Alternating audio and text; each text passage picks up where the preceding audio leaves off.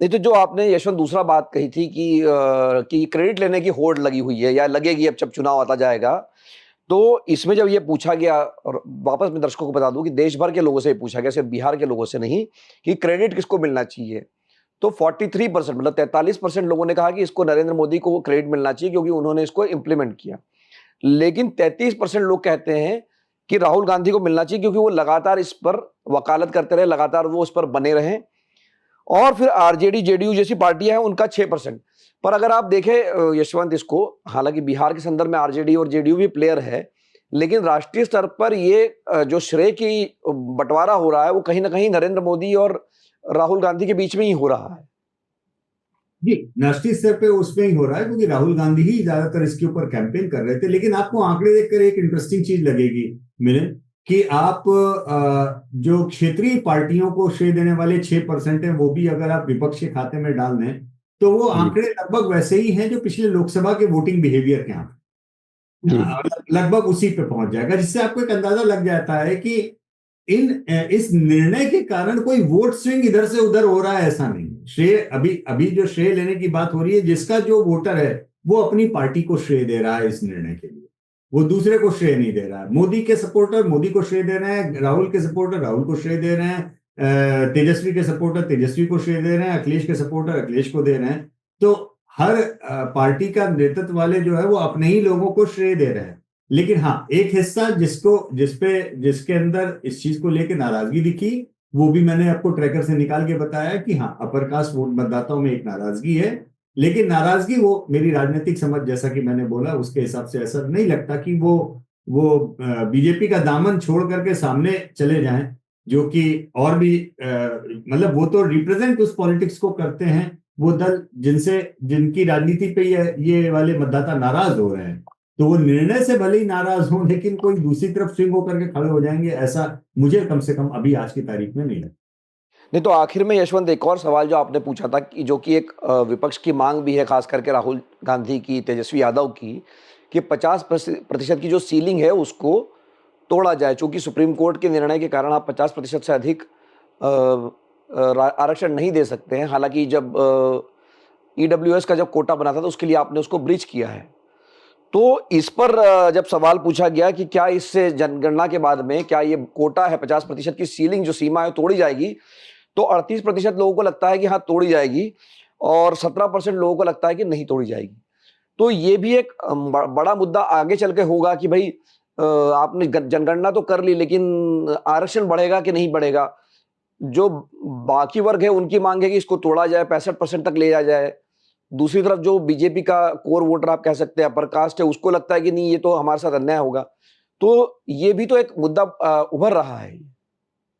बिल्कुल, और ये मुद्दा उभरेगा निश्चित तौर पर, आने वाले समय में कोर्ट तक जाएगा मामला। लेकिन इसमें संवैधानिक संशोधन की आवश्यकता होगी अगर ये करना है, क्योंकि सुप्रीम कोर्ट हर बार इसके ऊपर जो निर्णय उल्टा देता है वो इसीलिए देता है क्योंकि सुप्रीम कोर्ट कहता है कि ये संविधान में लिखा ही नहीं है। संविधान के हिसाब से 50% से ज्यादा हो ही नहीं सकता आरक्षण। तो अगर संविधान बदलना है तो सारी पार्टियों को मिलकर बात करके बदलना होगा। अगर उस राजनीति की ओर देश बढ़ता है तो तब का तब रिएक्शन क्या होगा तब देखेंगे। और उसको काउंटर करने के लिए इकोनॉमिकल वीकर सेक्शन वाला वो उस तरीके, देखिए, ये कभी कभी मिल मुझे ये भी लगता है कि आरक्षण का मुद्दा क्या वास्तव में अब नौकरियों का मुद्दा रह गया है? नौकरियां हैं कहाँ सरकारी जिसके लिए आरक्षण में हम और आप या कोई और लड़े? नौकरियां हैं कहाँ? मुझे जी लगता है कि ये आइडेंटिटी का मुद्दा ज्यादा है, आइडेंटिटी की पॉलिटिक्स ज्यादा है।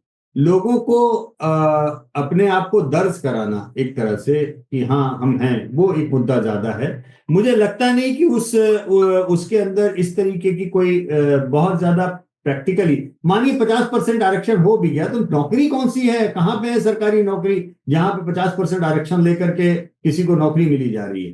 तो ये विचित्र स्थिति है मिलिंद।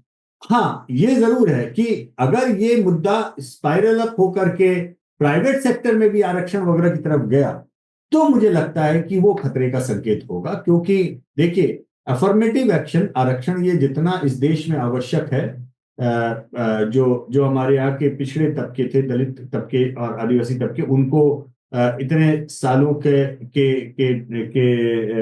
जो जो उनके साथ बर्ताव किया गया, जिसके कारण वो पीछे रह गए, उससे बाहर निकलने के लिए अफर्मेटिव एक्शन आवश्यक था। इसीलिए हमारे यहाँ के संविधान निर्माताओं ने उसको इंट्रोड्यूस किया था और इसीलिए आज तक हमारे यहाँ पे वो चल रहा है। अब उसके क्रीमी लेयर कैसा था, कितना निकला, ये बहस अलग विषय है, अब उस पर नहीं जाना चाहते। लेकिन अफर्मेटिव एक्शन दुनिया के सभी अच्छे बड़े लोकतांत्रिक देशों का एक हिस्सा है, अहम हिस्सा है।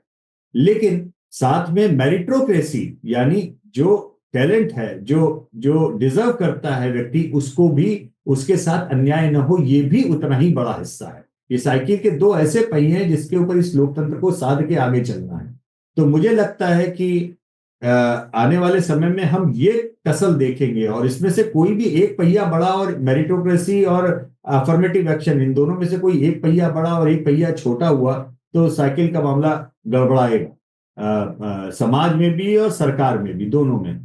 तो आने वाले समय में इस आरक्षण की फाइंडिंग के ऊपर राजनीति कैसे होती है, ये बहुत दीगर होगी, ध्यान रखने लायक होगी, और हमें ध्यान से उसको नापना भी पड़ेगा। लेकिन जहां तक अंकों का सवाल है, अंकगणित का सवाल है, जहां तक जनगणना का सवाल है, मुझे व्यक्तिगत रूप से मिलिंद, मेरा मानना यह है कि अगर आप अफर्मेटिव एक्शन रख रहे हैं तो कम से कम आंकड़े आपके पास में सही और उचित होने चाहिए। हवाई आंकड़ों के ऊपर आप सरकारी पॉलिसीज नहीं बना सकते। तो सरकार, या तो आप आरक्षण समाप्त करने की घोषणा कीजिए, और नहीं, और आपको आरक्षण की व्यवस्था रखनी है तो कम से कम उसके आंकड़े जुटाइए और सही आंकड़ों के ऊपर सही पॉलिसी बनाइए।